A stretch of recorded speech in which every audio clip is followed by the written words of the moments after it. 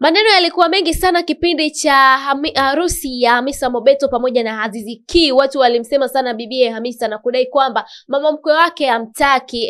Maneno yalikuwa mengi na akazuka mwanamke huko mitandaoni na kudai kwamba yeye ni mama wa Azizi Ki na hatambui ndoa ya Hamisa pamoja na Azizi Ki na wala hamuhitaji Hamisa katika familia yao. Maneno yalikuwa mengi na watu wakasema kwamba anahitajika yule mzazi mwenzake wa Azizi ndo anatakiwa kwenda ukweni na kwamba yeye ndo anatambulika kama mkwe katika familia ya Azizi Ki. Maneno yalikuwa mengi kwa sababu familia ya Azizi Ki haikuonekana kabisa Tanzania katika harusi iliyokuwa ikifanyika. Tuliona ni rais wa Yanga ndo alikuwa akisimamia harusi hii kama brother wa Azizi Ki. So maneno yalikuwa mengi, watu walimpiga vita sana Hamisa. Tumezoea ni mwanadada fulani shupavu ambaye anaweza kuhimili maneno ya mitandaoni lakini pia hajali maneno ya watu. Yeye akiamua kufocus na maisha yake anafocus. Hamisa alistick na kujali kwa sababu alikuwa anajua ni nini kinachoendelea. Sasa bwana, siku ya juzi tuliona Hamisa na Azizi Ki wameshare picha wakiwa Morocco. Tunafahamu kwamba shemeji tayari amehamia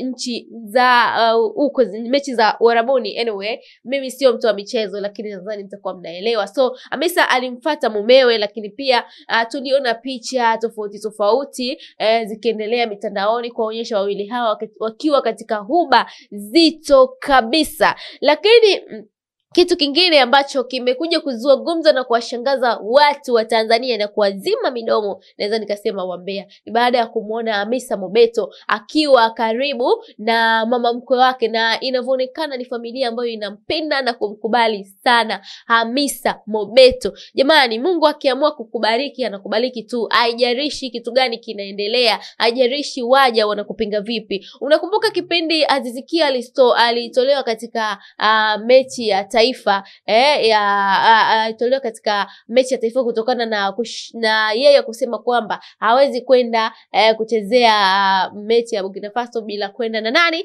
na Hamisa Mobeto. So sasa hivi karudishwa, so what, na kaenda na Hamisa Mobeto. Kwa hiyo ni mambo ni mengi sana na furaha inazidi kuongezeka kwake Hamisa Mobeto. Ni uvumilivu wa maisha, ndo maana unapopata majaribu inabidi ujue jinsi ya kuyataki majaribu hayo, sio unapoteza. Of course Hamisa angekuwa ni mtu ambaye anajali maneno ya watu kipindi kile cha ndoa yake, angekuwa na depression sana, kwa sababu alizuka mtu na kudai yeye ni mama wa Azizi Ki na kusema amtaki na wala haitambui harusi ya Hamisa.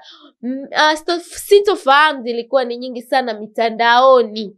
Watu walimsema sana Hamisa. Si unafahamu bwana Hamisa alivyokuwa na vita kubwa. Of course mti wenye matunda ndo mti ambao hupigwa mawe. Tunamuona sasa hivi mwanadada huyo akinjoy na mama mkwe wake na jana shemeji wa taifa Azizi Ki alimposti aliwaposti na akaandika my heart in one.